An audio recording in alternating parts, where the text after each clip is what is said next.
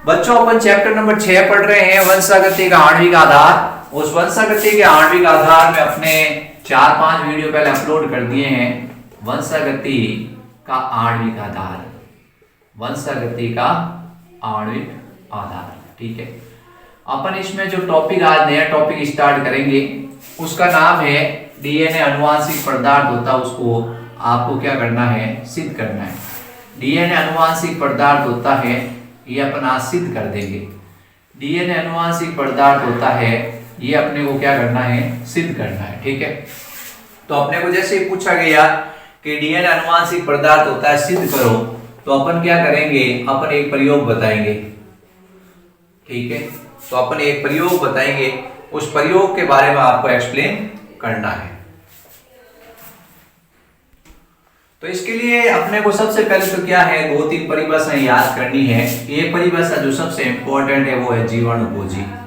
जीवाणुभोजी क्या होते हैं, बैक्टीरियोफेज क्या होते हैं, ठीक है। बैक्टीरियोफेज क्या होते हैं, तो बैक्टीरियोफेज क्या होते हैं अपने को एक्सप्लेन करना है।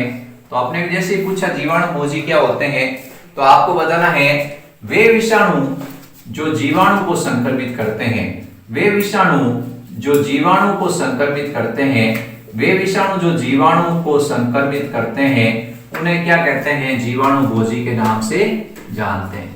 कोई भी विषाणु जो जीवाणु को संक्रमित करता है उसको क्या कहते हैं, जीवाणुभोजी कहते हैं, ठीक है।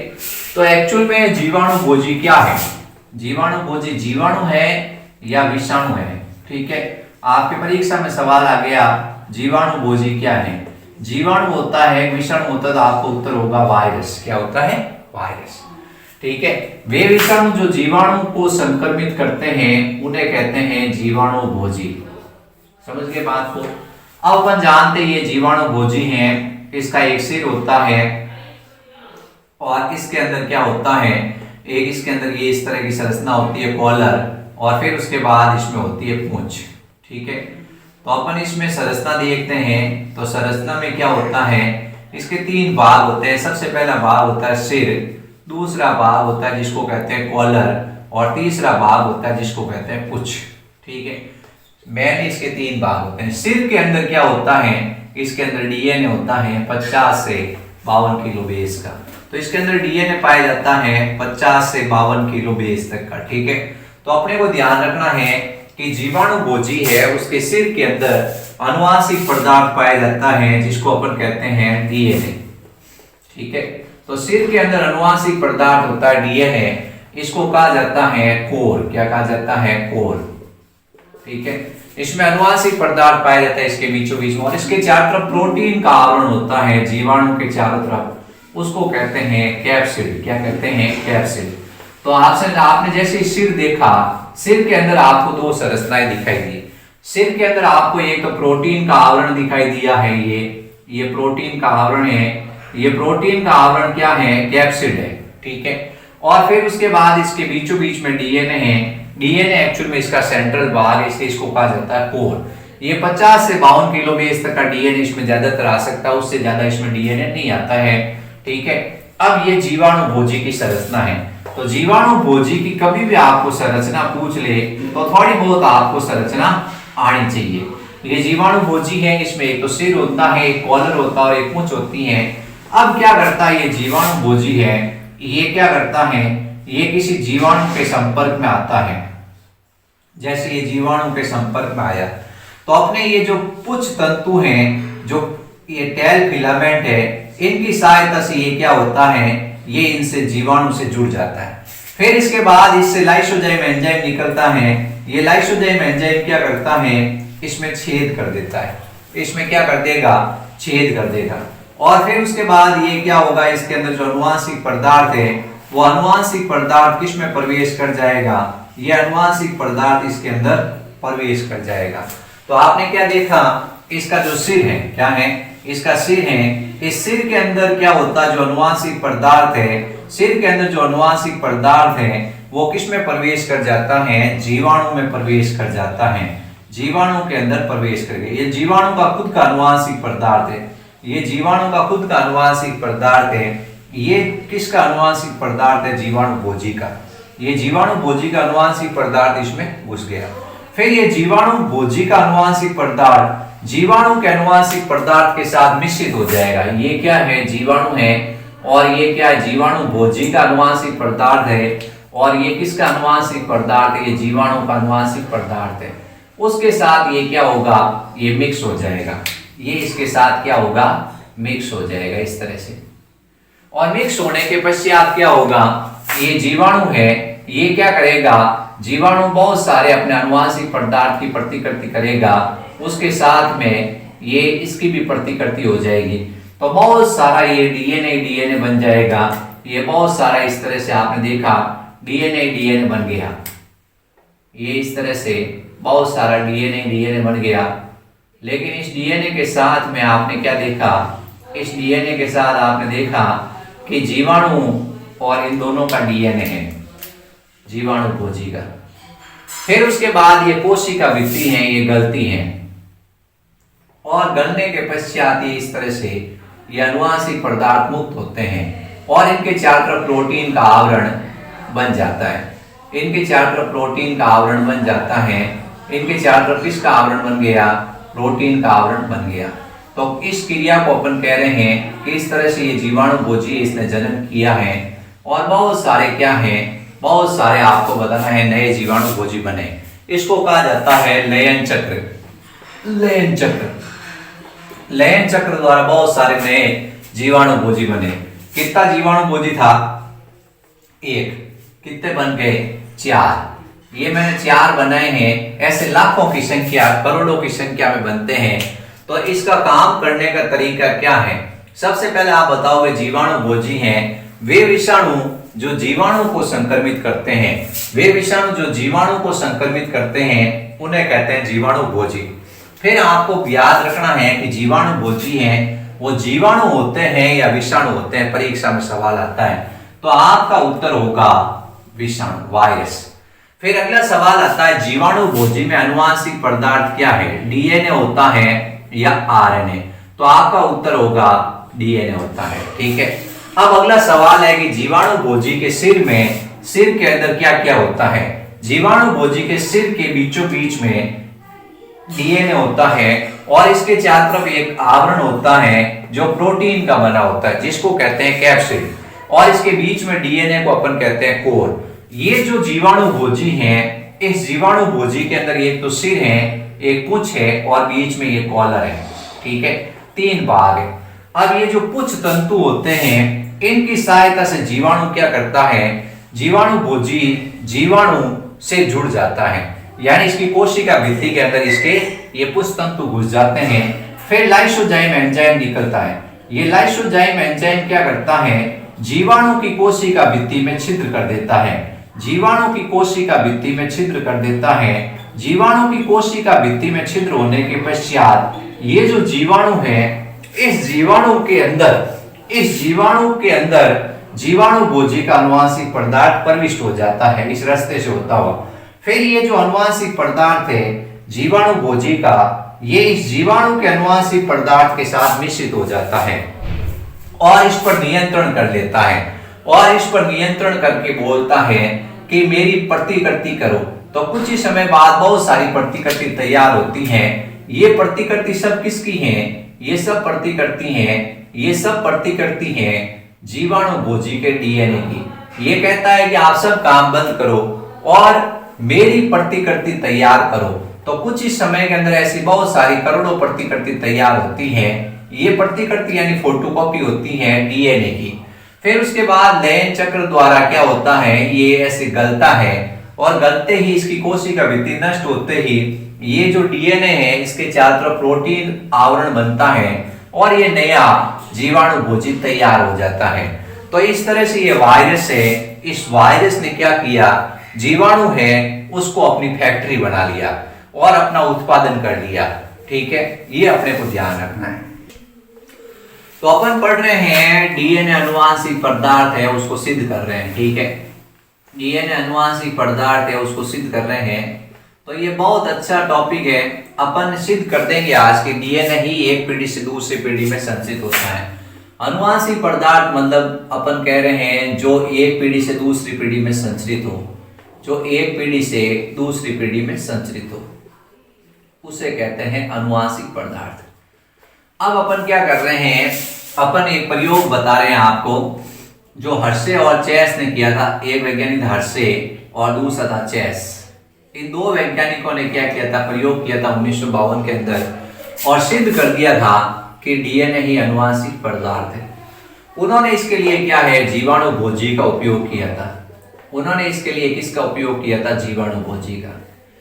जीवाणु भोजी, अभी मैंने परिभाषा बताई आपको, वे विषाणु जो जीवाणु को संक्रमित करते हैं, वे विषाणु जो जीवाणु को संक्रमित करते हैं, वे विषाणु जो जीवाणु को संक्रमित करते हैं, उन्हें क्या कहते हैं, जीवाणु भोजी। ठीक है, ये याद रखना है। अब अपन कह रहे हैं कि छोटा सा प्रयोग है अपने बच्चों। इन्होंने क्या किया कि जीवाणु भोजी है, उस जीवाणु भोजी को दो माध्यम के अंदर संवर्धित किया। सबसे पहले ऐसा माध्यम था जिसमें सल्फर 35 था। सल्फर 35 एक रेडियो सक्रिय पदार्थ है, उसमें इसको संवर्धित किया। और कुछ विषाणु हैं, उनको फास्फोरस 32 के अंदर संवर्धित किया। जैसे ये कोई मान लो जीवाणु भोजी है, इस जीवाणु भोजी को किस में संवर्धित किया, इस जीवाणु भोजी है, इसको फास्फोरस 32 के अंदर संवर्धित किया। फास्फोरस 32 एक रेडियो सक्रिय पदार्थ है। इसमें जैसे ही संवर्धित किया, फास्फोरस डीएनए में होता, आप जानते ही हो, न्यूक्लियोटाइड्स में। तो इसके अंदर क्या हो गया, इसके अंदर ये फास्फोरस 32 डीएनए के अंदर मिक्स हो गया। ये डीएनए है, इसमें फास्फोरस 32 मिक्स हो गया।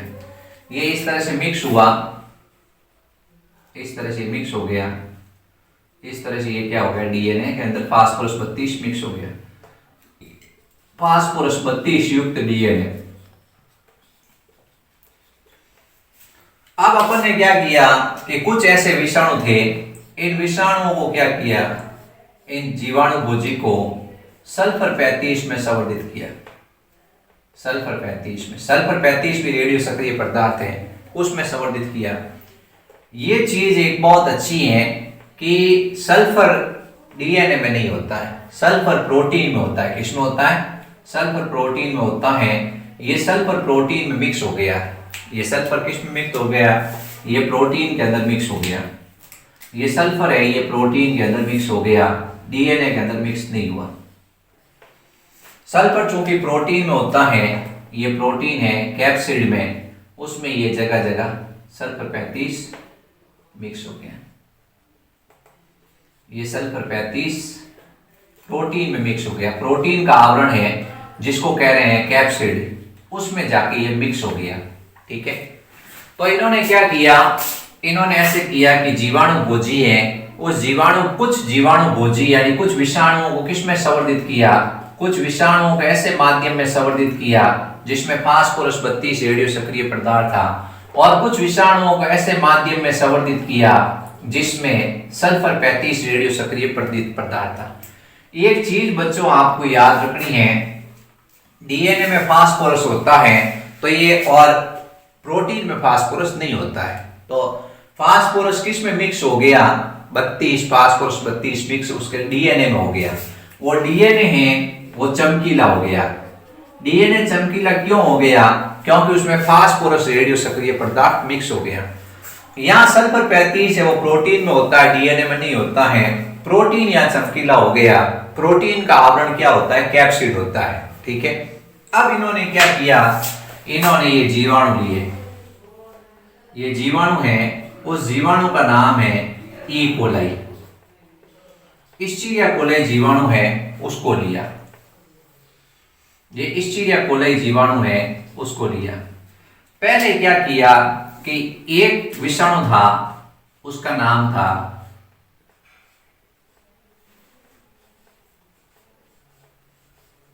ये फास्फोरस 32 युक्त, ये फास्फोरस 32 वाला क्या है, ये विषाणु है। ये फास्फोरस 32 वाला विषाणु है। फास्फोरस 32 युक्त रेडियो सक्रिय विषाणु जिसके डीएनए में है रेडियो सक्रिय पदार्थ। दूसरा उन्होंने ये लिया, दूसरा विषाणु ये दूसरा विषाणु है। क्या है? ये दूसरा विषाणु है। इस विषाणु के अंदर ये जो प्रोटीन का आवरण है ये रेडियो सक्रिय है। प्रोटीन का आवरण क्या है? रेडियो सक्रिय है। इसमें सल्फर 35 है। अब ये दोनों क्या होते हैं? इसको संक्रमित करते हैं। इसका ये डीएनए होता है, ये इसका खुद का डीएनए है, ये इसका खुद का डीएनए है। अब क्या होता है? ये डीएनए इसमें आ जाता है और इसका डीएनए भी इसमें आ जाता है। ठीक है, इस तरह से ये हो गया। इसके बाद लयन चक्र चलता है और बहुत सारे नए ये इस तरह से बनते हैं जीवाणु भोजी। बहुत सारे नए जीवाणु भोजी बनते हैं। ये बहुत सारे नए जीवाणु भोजी बने।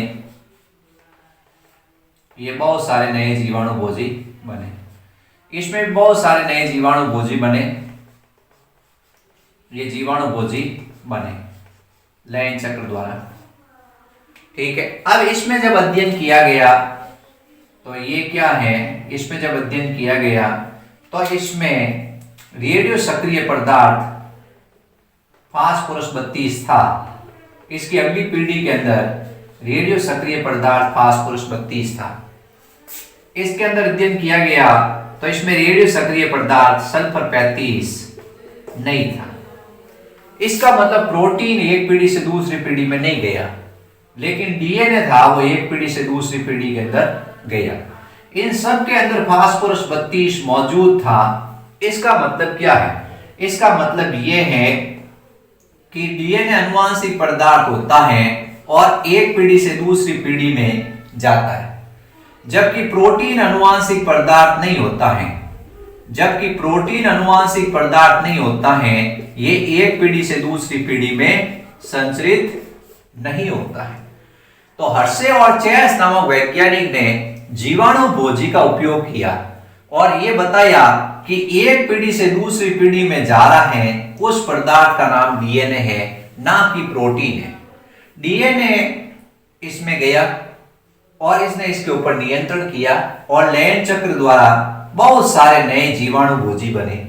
जब इन जीवाणु भोजी हैं, इनका अध्ययन किया गया तो इनके अंदर फास्फोरस 32 रेडियो सक्रिय पदार्थ पाया गया। इसका मतलब डीएनए एक पीढ़ी से दूसरी पीढ़ी में जा रहा है। जब इसका अध्ययन किया गया तो इसमें सल्फर 35 रेडियो सक्रिय पदार्थ नहीं था। इसका मतलब ये प्रोटीन आवरण यहीं रह गया, इसके अंदर गया नहीं तो अगली पीढ़ी के अंदर ये आया नहीं। तो अपन कह रहे हैं कि इस तरह से हर्शे और चेस ने सिद्ध कर दिया कि डीएनए ही अनुवांशिक पदार्थ है। ये अपने को ध्यान रखना है। तो आपसे पूछा जाएगा कि हर्शे और चेस का प्रयोग बताओ, तो आप बताओगे कि इन्होंने सिद्ध किया कि अनुवांशिक पदार्थ होता है, उसका मतलब है जो कि एक पीढ़ी से दूसरी पीढ़ी में संचरित हो और अनुवांशिक गुणों को एक पीढ़ी से दूसरी पीढ़ी में ले जाए। अब जीवाणु भोजी याद रखना है, वे विषाणु जो जीवाणु को संक्रमित करते हैं उन्हें कहते हैं जीवाणु भोजी। जीवाणु भोजी के अंदर रेडियो सक्रिय पदार्थ है, उसमें उसको संवर्धित किया। अब ये चीज याद रखनी है, सल्फर 35 होता है प्रोटीन के अंदर और फास्फोरस 32 होता है डीएनए के अंदर। ठीक है, ये ध्यान रखना है। फास्फोरस 32 डीएनए के अंदर है और सल्फर 35 रेडियो सक्रिय पदार्थ विषाणु है, उसमें प्रवेश करने के लिए आवश्यक होगा। अब इस तरह से क्या हुआ, इसको इसमें संवर्धित किया तो फास्फोरस 32 डीएनए मिक्स हो गया। इनको जब प्रोटीन के सल्फर में संवर्धित किया, जब 35 में संवर्धित किया तो ये प्रोटीन है वो इस प्रोटीन में मिक्स हो गया। तो इस तरह से ये मिक्स होने के बाद आगे अगली पीढ़ी के अंदर अपन ने अध्ययन किया तो अपन ने देखा कौन जा रहा है नेक्स्ट पीढ़ी के अंदर। नेक्स्ट पीढ़ी के अंदर जा रहा है केवल डीएनए, क्योंकि उसमें रेडियो सक्रिय पदार्थ फास्फोरस 32 पाया गया, जबकि प्रोटीन है वो उसके साथ ही बाहर रह गया आवरण के रूप में, वो उसमें गया ही नहीं और वो अगली पीढ़ी में संचरित नहीं हुआ। तो ये ध्यान रखना है मेरे प्यारे बच्चों। अपन चैप्टर नंबर 6 लेके आए हैं, वंशागति का आणविक आधार। इसके बहुत सारे वीडियो मैंने डाल दिए हैं। अब अपन वंशागति का आणविक आधार है, उसमें आज एक नया टॉपिक बताएंगे आपको, वंशागति का आणविक आधार।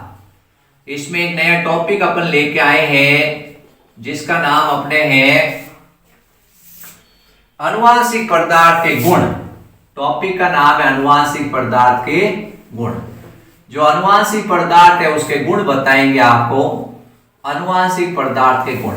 ठीक है, तो सबसे पहले आपको क्या है थोड़ा याद रखना है कि अपने अनुवांशिक पदार्थ पे बहस चल रही है। अनुवांशिक पदार्थ प्रोटीन होता है, अनुवांशिक पदार्थ आरएनए होता है या अनुवांशिक पदार्थ डीएनए होता है। उस बहस को अपन ने पिछले टॉपिक्स के अंदर क्लियर किया था कि ज्यादातर जीवों में अनुवांशिक पदार्थ होता है वो डीएनए ही होता है, लेकिन कुछ ऐसे विषाणु भी होते हैं जैसे टोबैको मोज़ेक वायरस है, जैसे टीएमवी है, टोबैको मोज़ेक वायरस है, और क्यूबिटा बैक्टीरियोफेज है। इसके अंदर क्या होता है आरएनए अनुवांशिक पदार्थ होता है।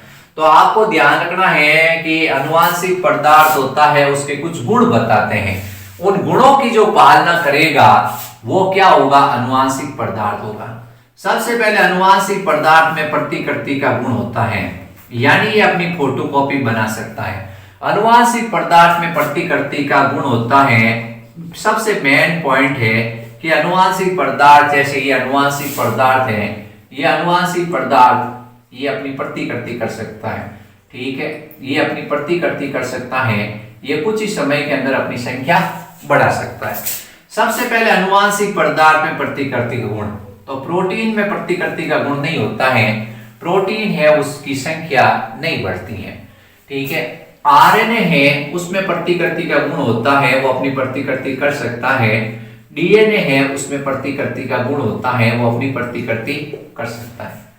दूसरा आपको बताना है वो स्थायी होता है। ठीक है, उसकी रासायनिक संरचना इस प्रकार की होती है कि उसकी रासायनिक संरचना का जब अध्ययन किया जाता है तो रासायनिक संरचना को जब देखते हैं तो उसकी रासायनिक संरचना स्थिर होती है। ठीक है, अब अपने समस्या आगे की रासायनिक संरचना स्थिर है, उसमें आरएनए ज्यादा स्थिर है या डीएनए ज्यादा स्थिर है। तो आपको बताना है, अपन तुलना कर देते हैं आरएनए और डीएनए की कि कौन ज्यादा स्थिर है। आरएनए और डीएनए की अपन तुलना करते हैं कि कौन ज्यादा स्थिर है। सबसे पहले आरएनए है उसके अंदर कौन सी शर्करा होती है राइबोज शर्करा। आरएनए के अंदर राइबोज शर्करा होती हैं और डीएनए के अंदर डीऑक्सीराइबोज शर्करा होती हैं। डीएनए के अंदर कौन सी शर्करा होती है डीऑक्सीराइबोज शर्करा।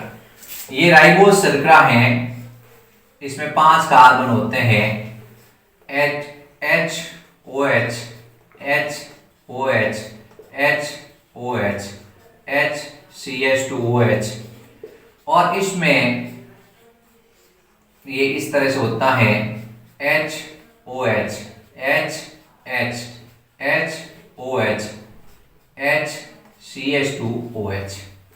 जो दूसरा कार्बन है वह ऑक्सीजन नहीं होता है।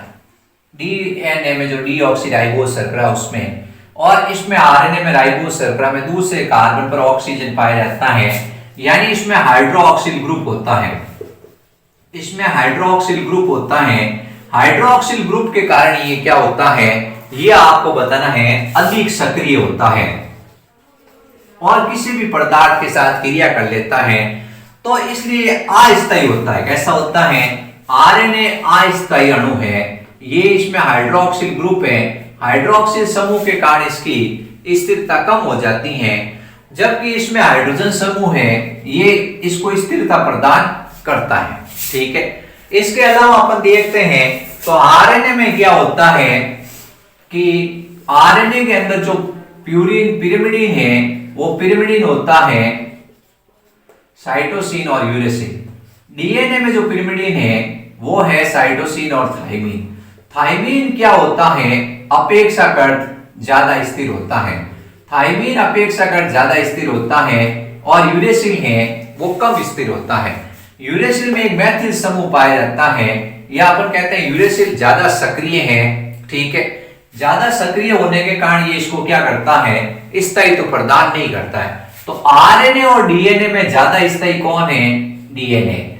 और डीएनए ज्यादा स्थायी क्यों है, क्योंकि दो कारण हैं कि इसमें डीऑक्सीराइबोज शर्करा पाई जाती है जिसमें हाइड्रोक्सिल समूह नहीं होता दूसरे कार्बन पर, और दूसरा कारण है उसमें थायमीन पाया जाता है। ये दोनों पदार्थ ऐसे होते हैं जो इसको डीएनए को स्थायित्व देते हैं।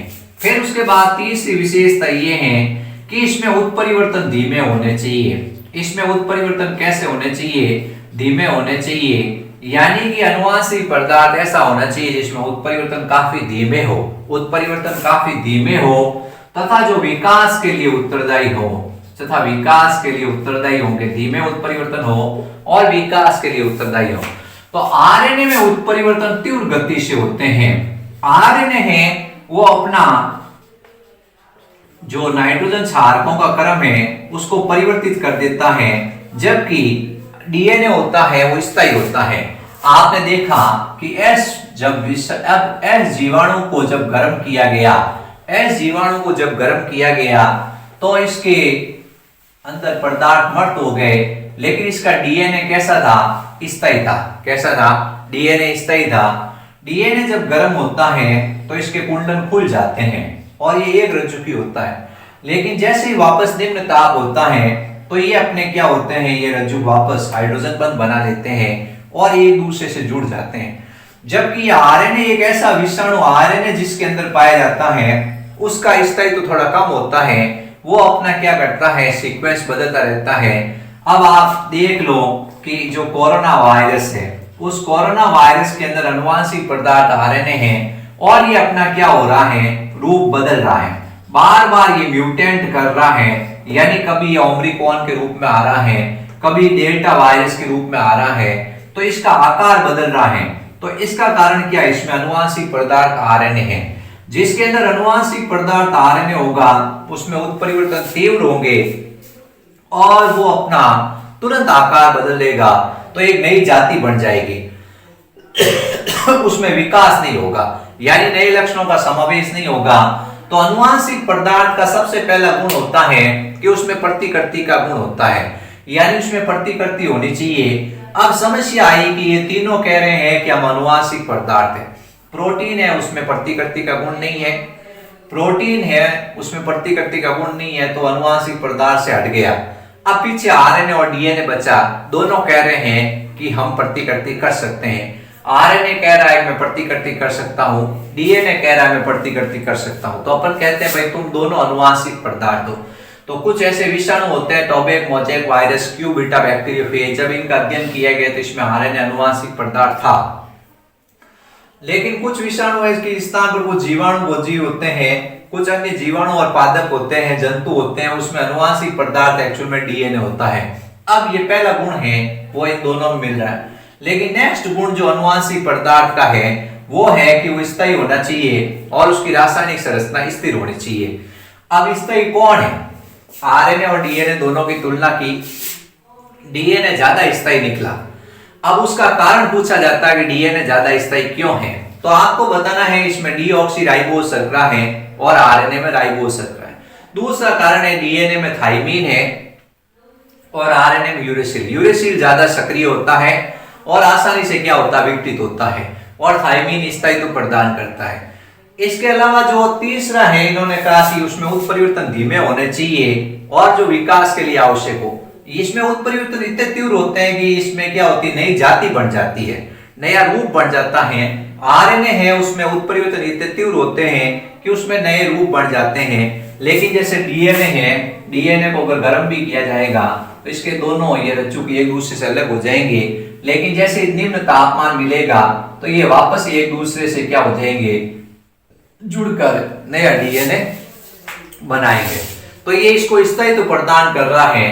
तो आपसे पूछा कि बच्चों इसके अलावा जो मेंडल के लक्षणों की अनुरूप व्यवहार करे, जो मेंडल के लक्षण होते हैं, लक्षणों के अनुरूप क्या करे, व्यवहार करे। जो मेंडल के नियम है उन नियमों के अनुसार जो क्या करे, अपने आप को प्रदर्शित करता हो, तो उसको क्या कहते हैं, अनुवांशिक पदार्थ कहते हैं। यानी कि जो लक्षणों के लिए उत्तरदायी होते हैं, कारक, कारक की तरह कौन व्यवहार करता है, डीएनए व्यवहार करता है। तो ये आपको बताना है, इसमें प्रतिकृति का गुण होना चाहिए, ये स्थायी होना चाहिए, इसकी रासायनिक संरचना ऐसी होनी चाहिए कि स्थिर हो और कम से कम परिवर्तन हो। तीसरा, इसमें उत्परिवर्तन धीमे होने चाहिए, उत्परिवर्तन तो होने चाहिए लेकिन धीमे होने चाहिए और जिससे धीरे धीरे विकास हो। उसमें लक्षण, नए नए लक्षणों का समावेश होगा, आवश्यक लक्षण है वो संचित होंगे और एक नई जाति बनेगी, लेकिन इसमें करोड़ों वर्षों का समय लगता है। लेकिन आरएनए भाई साहब क्या करते हैं, तुरंत अपना पूरा जीनोम सीक्वेंस चेंज कर देते हैं और नए नाइट्रोजन क्षारकों का समावेश होने के कारण एक नई जाति तुरंत पैदा कर देते हैं। तो अपन कहते हैं कि इसमें ये गुण नहीं है आनुवांशिक पदार्थ के।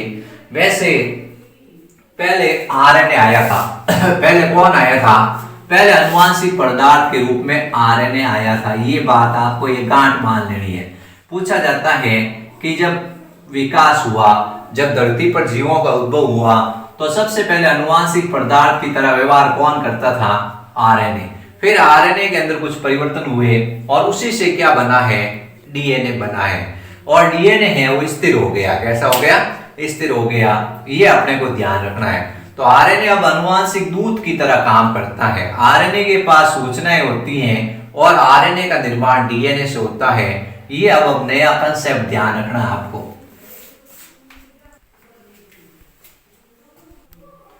तो अपन ये पढ़ रहे हैं कि आनुवांशिक पदार्थ के गुण क्या होते हैं। आनुवांशिक पदार्थ के गुण में सबसे पहले प्रतिकृति का गुण होना चाहिए, दूसरा आनुवांशिक पदार्थ स्थायी होना चाहिए और उसमें रासायनिक संरचना है उसकी स्थिर होनी चाहिए। अब अपन स्थायी और इसके बारे में अपन ने दो कारण बता दिए हैं कि इसमें राइबोज शर्करा है, इसमें डीऑक्सीराइबोज शर्करा है। तो राइबोज शर्करा की तुलना में डीऑक्सीराइबोज शर्करा ज्यादा स्थिर होती है। दूसरा थाइमीन के स्थान पर इसमें यूरेसिल है, थाइमीन ज्यादा स्थायित्व प्रदान करता है। अब अपन एक ग्रिफिथ का प्रयोग अपन ने देखा था, उसमें आनुवांशिक पदार्थ था वो नष्ट क्यों नहीं हुआ। आनुवांशिक पदार्थ डीएनए था, डीएनए है वो गर्म हुआ और इसके दोनों कुंडल खुल गए, हाइड्रोजन बंध टूट गए। लेकिन जैसे ही वापस निम्न ताप हुआ तो ये दोनों जो रज्जुक है वो आपस में एक दूसरे से जुड़ गए। तो इस प्रकार डीएनए कैसा होता है, स्थायी होता है। अब सवाल आता है कि भाई उत्परिवर्तन होते हैं, उत्परिवर्तन डीएनए में भी होते हैं और आरएनए में भी होते हैं। ऐसा नहीं होता है कि डीएनए में उत्परिवर्तन नहीं होते हैं, लेकिन आरएनए के अंदर उत्परिवर्तन काफी तीव्र होते हैं। और उसके कारण क्या होता है कि जीवाणु है, जो विषाणु है, वो अपना पूरा रूप बदल लेता है और उत्परिवर्तन इतने तीव्र होते हैं कि पूरा उसका जीनोम सीक्वेंस बदल जाता है, उसके पूरे जीन होते हैं वो बदल जाते हैं। आरएनए सीधा प्रोटीन बनाता है, आरएनए सीधा प्रोटीन का कूट लेखन करता है, जबकि डीएनए क्या करता है, पहले आरएनए बनाता है और आरएनए से फिर प्रोटीन बनता है। तो इस तरह से उत्परिवर्तन तो दोनों होते हैं, लेकिन उत्परिवर्तन ज्यादा तीव्र किसमें होते हैं, ये अपने सवाल आता है। उत्परिवर्तन ज्यादा तीव्र होते हैं आरएनए में, और ये आरएनए होता है वो सीधा प्रोटीन बनाता है, उसका अनुलेखन करता है यानी अनुवादन करता है और सीधा प्रोटीन का निर्माण कर देता है, जबकि डीएनए में आरएनए बनता है और आरएनए से फिर प्रोटीन बनता है।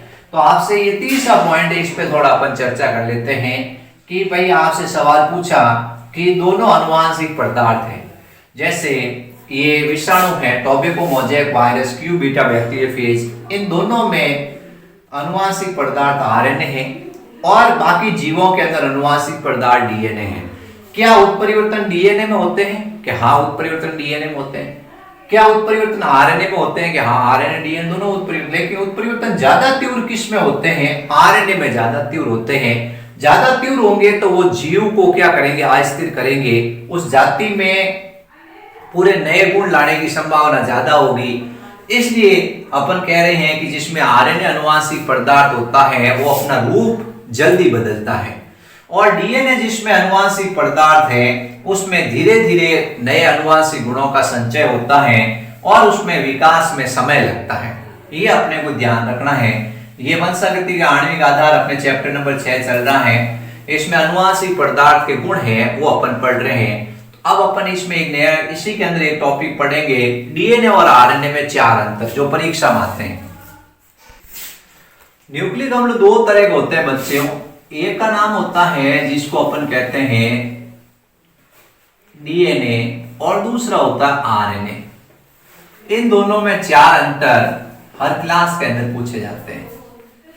7वीं, 8वीं, 9वीं, 10वीं, 11वीं और 12वीं हर जगह डीएनए और आरएनए में 4 अंतर पूछे जाते हैं। डीएनए का पूरा नाम होता है डीऑक्सीराइबोज न्यूक्लिक अम्ल। डीएनए का पूरा नाम होता है डीऑक्सीराइबो न्यूक्लिक अम्ल और आरएनए का पूरा नाम होता है राइबो न्यूक्लिक अम्ल। राइबो न्यूक्लिक अम्ल। सही, सबसे पहले तो आपको डिफरेंस याद करना है, नाम याद कर लो पूरा, ये परीक्षा में सवाल आता है। अब आपको डिफरेंस बताते हैं। सबसे पहला डिफरेंस ये है कि ये सभी विषाणुओं को छोड़कर, जो पादप विषाणु हैं, पादप विषाणुओं को छोड़कर अन्य जीवों में अनुवांशिक पदार्थ है। अन्य जीवों में ये अनुवांशिक पदार्थ है, ये अन्य जीवों में अनुवांशिक पदार्थ है। ये क्या होता है, ये पादप विषाणुओं में अनुवांशिक पदार्थ है। और कुछ ऐसे एक बात है, कुछ जीवाणुओं में भी होता है, लेकिन पादप विषाणुओं में अनुवांशिक पदार्थ की तरह कार्य करता है। ठीक है। दूसरा डिफरेंट आपको बताना है, ये कोशिका के केंद्रक में पाया जाता है और ये कोशिका द्रव्य में पाया जाता है। ये कहां पाया जाता है, कोशिका द्रव्य में पाया जाता है। तीसरा पॉइंट, इसमें डीऑक्सी शर्करा होती है। इसमें डीऑक्सी राइबोज शर्करा होती है और इसमें राइबोज शर्करा होती है। इसमें राइबोज शर्करा होती है। चौथा पॉइंट, इसमें जो पिरिमिडीन है, पिरिमिडीन होते हैं वो साइटोसिन और थाइमिन होते हैं। इसमें जो पिरिमिडीन है, इसमें जो पिरिमिडीन है वो साइटोसिन और यूरेसिल होता है। फिर उसके बाद ये इसमें प्यूरिन की मात्रा पिरिमिडीन के बराबर होती है। प्यूरिन जितना होगा उतना ही पिरिमिडीन होगा। इसमें प्यूरिन की मात्रा पिरिमिडीन के बराबर नहीं होती है। प्यूरिन पिरिमिडीन के बराबर नहीं होता है, यानी ये चारगोप के नियम की पालना नहीं करता है। फिर उसके बाद ये द्विरज्जुकी होता है और ये एकल रज्जुकी होता है, एक रज्जुकी होता है, यानी इसमें एक स्ट्रैंड पाया जाता है। फिर उसके बाद आपको बताना है, आरएनए डीएनए होता है, डीएनए होता है उसमें प्रतिकृति का गुण। अपन ये मेन डिफरेंट इसमें बता देंगे। क्या करेंगे, ये मेन डिफरेंट इसमें बता देंगे। इसके अलावा डीएनए के कोई प्रकार नहीं होते हैं, डीएनए के प्रकार नहीं होते हैं, लेकिन आरएनए मुख्यतः तीन तरह का होता है। आरएनए क्या होता है, तीन तरह का होता है, एमआरएनए, आरआरएनए और टीआरएनए। ठीक है, ये अपने को मेन डिफरेंट बताने। वैसे तो इसमें बहुत सारे डिफरेंट है, लेकिन अपने चार डिफरेंट तो आपको पक्के याद होने चाहिए। सबसे पहले ये क्या है, ये अनुवांशिक पदार्थ है। पादप विषाणु को छोड़कर, जैसे जंतु हैं या अपन कह रहे हैं पेड़ पौधे हैं, उन सब में अनुवांशिक पदार्थ डीएनए होता है। और आरएनए पादप विषाणुओं में अनुवांशिक पदार्थ है। दूसरा ये है कि ये कोशिका के केंद्रक में पाया जाता है, ये कोशिका द्रव्य में पाया जाता है। फिर उसके बाद ये डीऑक्सीराइबोज शर्करा होती है, इसके अंदर राइबोज शर्करा होती है। फिर उसके बाद पिरिमिडीन होते हैं, वो साइटोसिन थाइमिन होते हैं, और पिरिमिडीन इसमें थाइमिन के स्थान पर यूरेसिल होता है। ये दो डिफरेंस सबसे इंपॉर्टेंट है। प्यूरिन पिरिमिडीन के बराबर होता है, इसमें प्यूरिन पिरिमिडीन के बराबर नहीं होता है, यानी कि आपको बताना है ये चारगोप के नियम की पालना नहीं करता है। फिर अपन कहते हैं ये द्विरज्जुकी होता है, एक रज्जुकी होता है।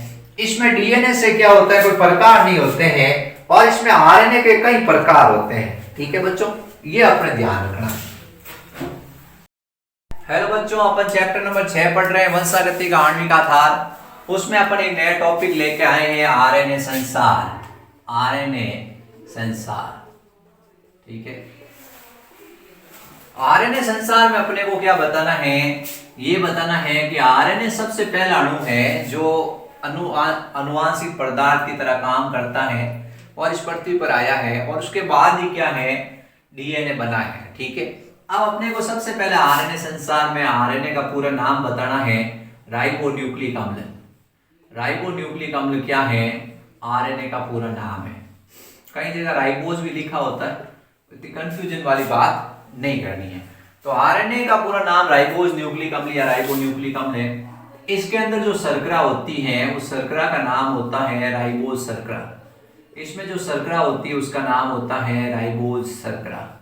ठीक है, ये ध्यान रखना है। फिर उसके बाद नेक्स्ट पॉइंट आप बताओगे कि इसके अंदर जो पिरामिडीन होते हैं उसमें थोड़ा फर्क होता है।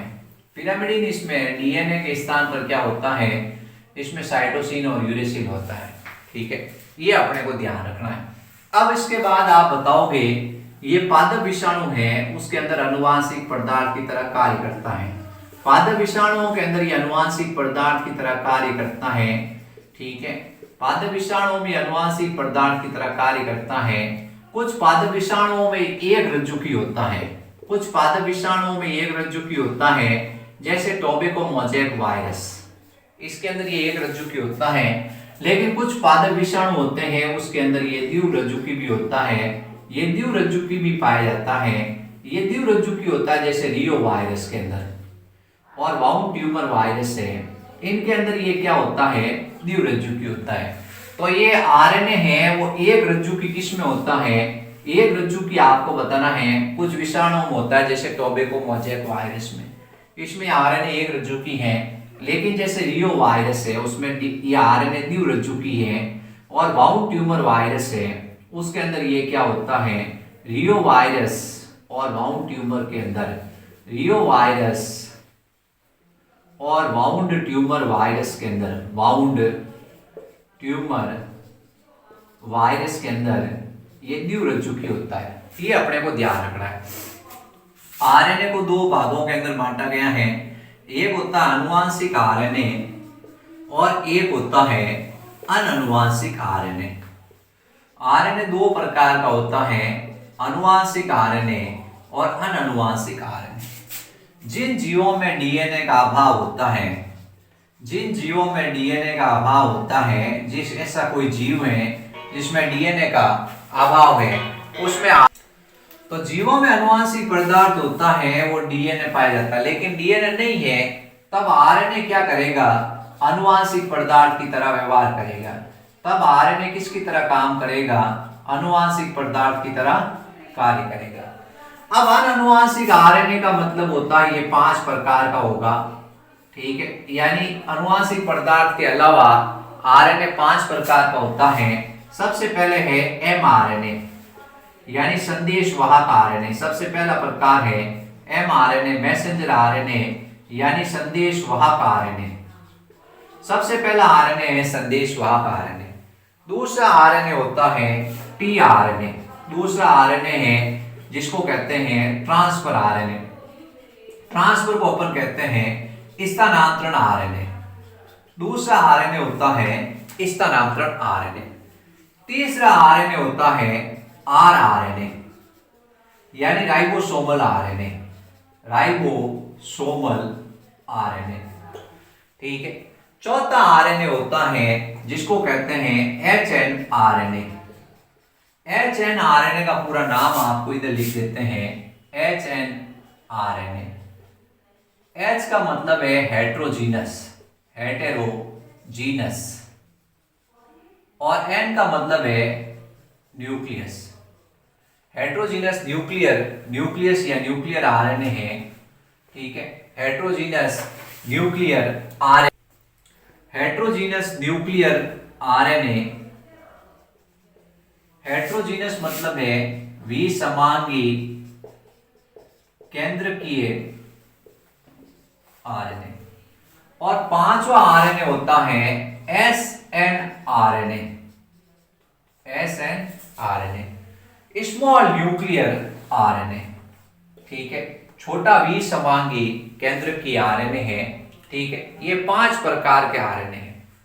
इसको कहते हैं एसएनआरएनए यानी small nuclear RNA. Small nuclear RNA क्या होता है, स्मॉल न्यूक्लियर आरएनए। तो इस तरह से ये 5 प्रकार के आरएनए हो गए। एमआरएनए मतलब संदेशवाहक आरएनए, मैसेंजर आरएनए, टीआरएनए मतलब ट्रांसफर आरएनए, आरआरएनए मतलब राइबोसोमल आरएनए, एचएनआरएनए मतलब विसमांगी केंद्रकीय आरएनए, और फिर उसके बाद में एसएन यानी स्मॉल न्यूक्लियर यानी लघु केंद्रकीय आरएनए, लघु केंद्रकीय आरएनए। तो आरएनए 5 प्रकार का हो गया। कितने प्रकार हो गया, 5 प्रकार का आरएनए हो गए बच्चों।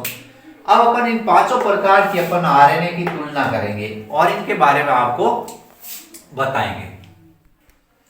तो अपन mRNA उसकी शुरुआत करते हैं बच्चों। mRNA के बारे में आपको बताते हैं। mRNA को कहते हैं संदेशवाहक आरएनए, संदेशवाहक आरएनए, मैसेंजर आरएनए, ठीक है, मैसेंजर आरएनए।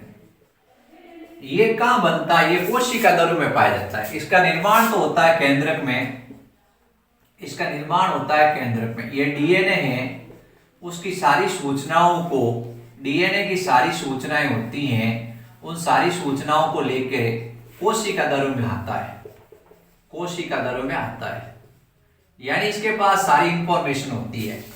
अर्थात इसमें जेनेटिक कोड पाए जाते हैं, अनुवांशिक कूट पाए जाते हैं।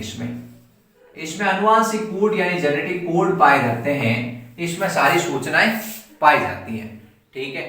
तो सबसे पहले इसमें बताना, ये इसका निर्माण केंद्रक में होता है और ये डीएनए की सारी सूचनाएं हैं उनको कॉपी करता है और कोशिका दर में आता है। इसके ऊपर अनुवांशिक कूट होते हैं, किसके ऊपर? mRNA के ऊपर। फिर उसके बाद आपको बताना है ये कुल आरएनए का 5 से 10% होता है। ये कुल आरएनए का 5 से 10% होता है। इसका ये जो संदेशवाहक आरएनए नाम है वो जैकब और मोनार्ड नामक वैज्ञानिक ने दिया था। 2 वैज्ञानिक थे, जैकब और मोनार्ड। उसने इसके गुणों के आधार पर इसका नाम दे दिया संदेशवाहक आरएनए। फिर आपको बताना इसका जीवन काल बहुत कम होता है, इसका जीवन काल अल्पकालिक होता है, यानी बहुत कम समय तक ये जीवित रहता है। इसका जीवन काल बहुत अल्पकालिक होता है।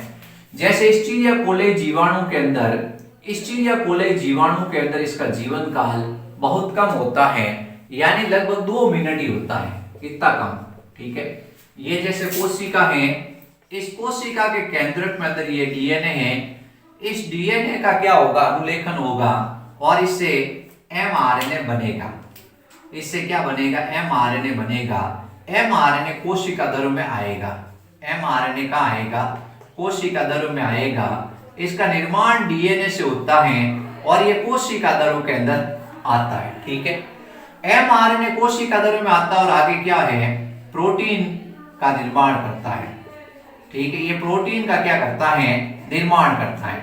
तो ये अपने को ध्यान रखना है कि इसका निर्माण कोशिका दर में होता है और ये इसका निर्माण केंद्र में होगा और ये कोशिका दर में आएगा और ये आगे प्रोटीन का संश्लेषण करेगा, यानी इसमें आनुवांशिक सूचनाएं हैं, इसमें सारी के सारी। इसका जीवन काल बहुत अल्पकालिक है। इसका नाम जैकब और मोनार्ड ने दिया था। अब अपन इस mRNA की जब संरचना का अध्ययन करते हैं तो mRNA के 2 सिरे होते हैं, एक होता है 5वां सिरा और एक होता है 30वां सिरा। 5वें सिरे पर क्या होता है? टोपी पाई जाती है। 5वें सिरे पर टोपी पाई जाती है, 5वें सिरे पर टोपी होती है, उसका नाम होता है 7 मिथाइल गुआनोसिन। 7 मिथाइल गुआनोसिन की इसके ऊपर क्या होती है?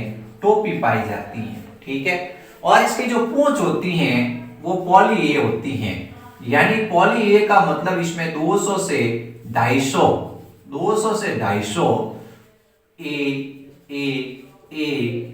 एडेनिन नाइट्रोजन क्षारक पाए जाते हैं। इसकी पूंछ होती है वो पॉली ए की बनी होती है। फिर इसके अंदर देखा जाता है तो इसमें एक प्रारंभिक कोडॉन होता है AUG, इसमें एक प्रारंभिक कोडॉन होता है AUG। फिर इसके अंदर देखा जाता है तो इसमें स्टॉप कोडॉन होते हैं, स्टॉप कोडॉन होते हैं जिनको कहते हैं UAA, UAG और UGA। ये आपको नाम याद रखने बच्चों। तो इसमें स्टॉप कोडॉन और स्टार्ट कोडॉन के बारे में पूछा जाता है कि प्रारंभिक कोडॉन किस में पाया जाता है? प्रारंभिक कोडॉन इसमें पाया जाता है जिसका नाम होता है AUG।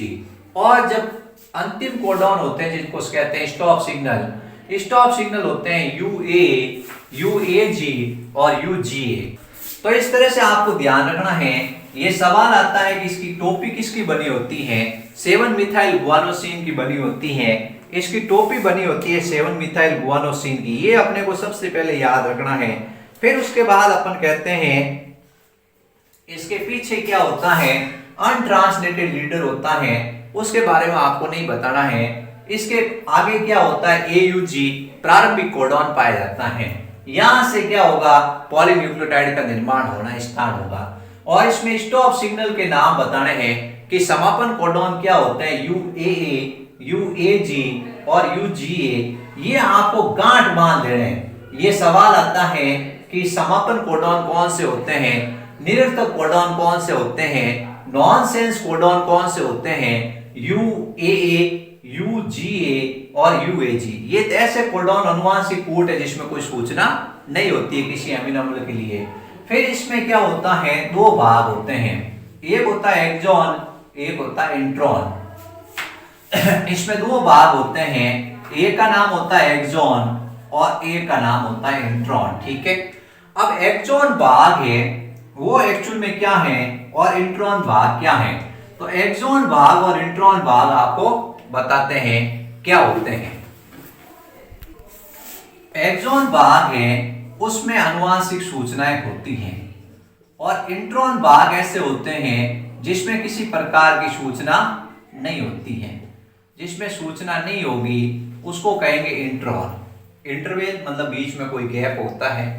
और आनुवंशिक सूचनाएं किस में होती हैं, एक्सॉन के अंदर। तो क्या किया जाता है, एक्सॉन भाग है उसको अपन रखते हैं और इंट्रॉन भाग को अपन हटा देते हैं। तो ये आरएनए स्प्लाइसिंग क्रिया होती है। आरएनए स्प्लाइसिंग क्या है, यानी कि अपन कहते हैं इंट्रॉन भाग है उसको हटा दिया जाता है, इंट्रॉन भाग को हटा दिया जाता है और पीछे क्या बचते हैं एक्सॉन। इसको कहते हैं स्प्लाइसिंग। क्या कहते हैं, स्प्लाइसिंग। तो स्प्लाइसिंग का मतलब है इंट्रॉन भाग को हटा दिया जाता है, इंट्रॉन भाग को क्या कर दिया जाता है, हटा दिया जाता है और पीछे केवल एक्सॉन एक्सॉन भाग बचते हैं। तो अपन इसको कहते हैं स्प्लाइसिंग क्रिया। ये भी सवाल आता है कि आरएनए स्प्लाइसिंग क्रिया क्या है। आरएनए स्प्लाइसिंग क्रिया मतलब ये होता है कि जो ये डीएनए है, इस डीएनए से पहले क्या बनता है, डीएनए से पहले बनता है एचएनआरएनए, यूकैरियोटिक कोशिका के अंदर। और एचएनआरएनए से क्या बनता है, एमआरएनए बनता है। तो एचएनआरएनए के अंदर इंट्रॉन और एक्सॉन दोनों होते हैं, इंट्रॉन भी होगा एक्सॉन भी होगा। इंट्रॉन में किसी प्रकार की कोई इंफॉर्मेशन नहीं होती है, एक्सॉन में इंफॉर्मेशन होती है। इंट्रॉन इंट्रॉन भाग हटा दिया जाता है और जो आरएनए बनता है उसका नाम होता है एमआरएनए। तो एमआरएनए में क्या फर्क है, इसमें केवल एक्सॉन है और एचएनआरएनए में क्या है, इंट्रॉन एक्सॉन दोनों है। ठीक है, ये अपने को ध्यान रखना है। तो अपन पढ़ रहे हैं संदेशवाहक आरएनए। एक बार इसको क्विक रिवाइज कर लेते हैं कि ये केंद्रक में बनता है। इसका निर्माण जैकब और इसका नाम दिया था जैकब और मोनार्ड ने। ये आरएनए की सारी डीएनए की सारी सूचनाएं होती हैं उनको कोशिका दरों में लेके आता है, यानी इसमें जेनेटिक कोड पाए जाते हैं।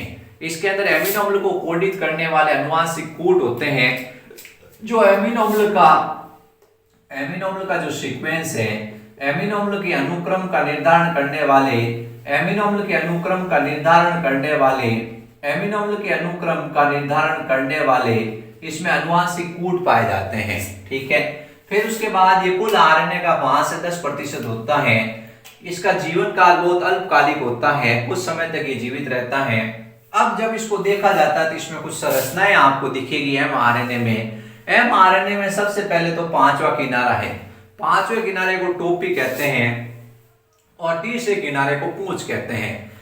5वां किनारा होता है वो यूकैरियोटिक कोशिका के अंदर 7 मिथाइल गुआनोसिन ट्राइफॉस्फेट का बना होता है।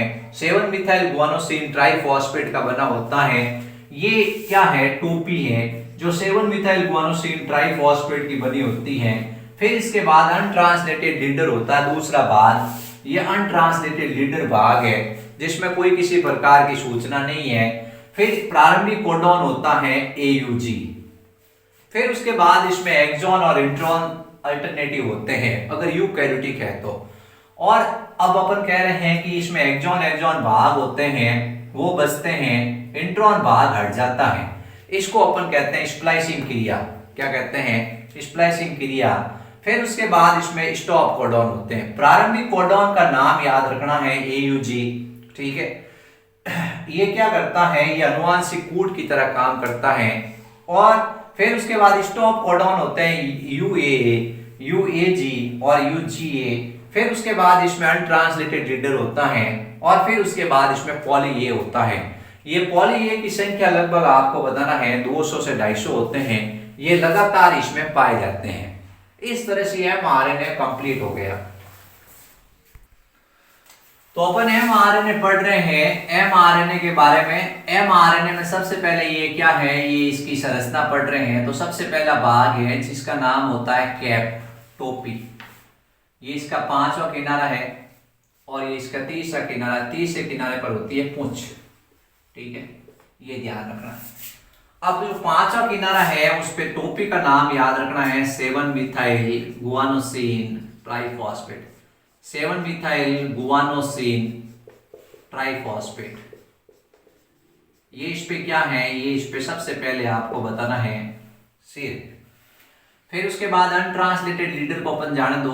फिर आता है इसके अंदर नेक्स्ट, जिसको अपन कह रहे हैं प्रारंभिक कोडॉन। प्रारंभिक कोडॉन होता है जिसका नाम होता है AUG।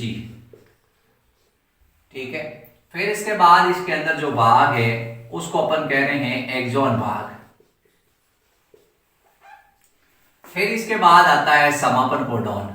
समापन कोडॉन, समापन कोडॉन को याद रखना है। समापन कोडॉन है UA, UGA, UAG। ये तीनों स्टॉप कोडॉन है, नॉनसेंस कोडॉन के नाम से जाने जाते हैं।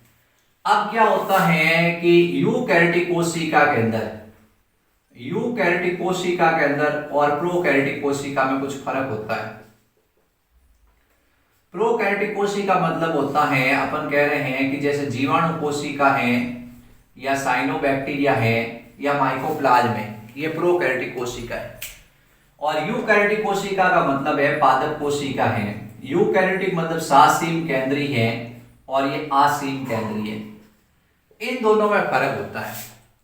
इसमें ये डीएनए है, इस डीएनए से पहले बनता है एचएनआरएनए। एचएनआरएनए, एचएनआरएनए से फिर बनता है एमआरएनए। इस एचएनआरएनए में दो भाग होते हैं। एक होता है जिसको अपन कहते हैं इंट्रॉन, एक होता है जिसको अपन कहते हैं एक्सॉन। ये इस तरह से दो भाग होते हैं, एक होता है इंट्रॉन और एक होता है एक्सॉन। ये जैसे एक्सॉन है, ये एक्सॉन है, ये एक्सॉन है, और ये इंट्रॉन है, ये इंट्रॉन है, ये इंट्रॉन है। इंट्रॉन भाग हटा दिया जाता है। इंट्रॉन भाग को क्या कर दिया जाता है, हटा दिया जाता है। पीछे क्या बचता है, एक्सॉन। क्या बचता है, एक्सॉन। तो एक्सॉन वाले भाग होते हैं, इसको कहा जाता है एमआरएनए। एमआरएनए में इंट्रॉन और एक्सॉन दोनों होते हैं? नहीं, सिर्फ एक्सॉन एक्सॉन होता है। एचएनआरएनए के अंदर इंट्रॉन एक्सॉन दोनों होते हैं। इंट्रॉन भाग को हटाया जाता है, इस क्रिया को कहते हैं स्प्लाइसिंग क्रिया। स्प्लाइसिंग क्रिया, स्प्लाइसिंग, आरएनए स्प्लाइसिंग क्या है? आरएनए स्प्लाइसिंग का मतलब यह है कि अपन कह रहे हैं किसको रिमूव किया जाता है, इंट्रॉन भाग को रिमूव किया जाता है। इंट्रॉन भाग ऐसा भाग होता है जिसमें आनुवांशिक सूचनाएं नहीं होती हैं। ऐसा भाग जिसमें आनुवांशिक सूचनाएं नहीं होती हैं, जिसमें जेनेटिक कोड नहीं होते हैं, उसको कहते हैं इंट्रॉन। और एक्सॉन भाग क्या होता है, जिसमें आनुवांशिक सूचनाएं होती हैं, जिसमें आनुवांशिक सूचनाएं होती हैं। अब ये जो एमआरएनए है उसके दो प्रकार होते हैं। एक का नाम होता है मोनोसिस्ट्रोनिक, एक का नाम होता है मोनोसिस्ट्रोनिक और एक का नाम होता है पॉलीसिस्ट्रोनिक। दो तरह के एमआरएनए होते हैं, ये ध्यान रखना अपने को। ठीक है, मोनोसिस्ट्रोनिक मतलब क्या होगा, ये पाया जाता है आपके यूकैरियोटिक कोशिका के अंदर। किसके अंदर पाया जाता है, यूकैरियोटिक कोशिका में। यूकैरियोटिक कोशिका के अंदर, यूकैरियोटिक कोशिका के अंदर होता है मोनोसिस्ट्रोनिक, ये ध्यान रखना है। और पॉलीसिस्ट्रोनिक होता है प्रोकैरियोटिक कोशिका के अंदर। प्रोकैरियोटिक कोशिका के अंदर जो एमआरएनए होता है वो पॉलीसिस्ट्रोनिक होता है और मोनोसिस्ट्रोनिक होता है यूकैरियोटिक कोशिका के अंदर। यूकैरियोटिक कोशिका के अंदर मोनोसिस्टोनिक है और पॉलीसिस्टोनिक mRNA है, वो है प्रोकैरियोटिक कोशिका। इसको कहते हैं असीम केंद्री, असीम केंद्री, और इसको कहते हैं सासीम केंद्री। हम क्या है, हमारे अंदर कौन सा mRNA है, हमारे अंदर है मोनोसिस्टोनिक mRNA। आपको पता ही है एक सिस्ट्रॉन क्या करता है, एक प्रोटीन के अणु को कोडित करता है। एक सिस्ट्रॉन क्या करता है, एक प्रोटीन के अणु का निर्माण करता है। सिस्ट्रॉन मतलब एक जीन कह सकते हैं कि एक जीन होता है वो एक सिस्ट्रॉन है, और वो क्या करता है, एक अमीनो अम्ल के श्रृंखला को कोडित करता है, यानी प्रोटीन को कोडित करता है। तो मोनोसिस्ट्रॉन किस में है, हमारे अंदर। और अपन कह रहे हैं जो जीवाणु है उसमें क्या होता है, एक से अधिक सिस्ट्रॉन होते हैं। एक से अधिक सिस्ट्रॉन का मतलब यह है कि उनके अंदर एक से अधिक प्रोटीन को कोडित किया जाता है mRNA द्वारा। तो ये पॉलीसिस्ट्रॉनिक हो गया, ठीक है। तो सिस्ट्रॉन एक पाया जाता है तब तो होता है मोनोसिस्ट्रॉनिक, और ऐसा mRNA जिसमें एक से अधिक सिस्ट्रॉन होते हैं उसको कहते हैं पॉलीसिस्ट्रॉनिक। अब आपने देखा कि ये जैसे जीवाणु कोशिका है, जीवाणु कोशिका में ये क्या है, डीएनए है। मान लो डीएनए से जो आरएनए बनता है उसका नाम होता है mRNA। इसमें snRNA बनता ही नहीं है, सीधा डीएनए से mRNA बनेगा। वो mRNA कैसा होगा, पॉलीसिस्ट्रॉनिक होगा। और फिर mRNA से क्या बनेंगे, बहुत सारे प्रोटीन के अणु बनेंगे, तो ये होगा पॉलीसिस्ट्रॉनिक mRNA। ये अपने को ध्यान रखना है। तो आपसे ये पूछा गया मोनोसिस्टोनिक किस में है, पॉलीसिस्टोनिक क्या है, तो ये भी आपको थोड़ा कंसेप्ट क्लियर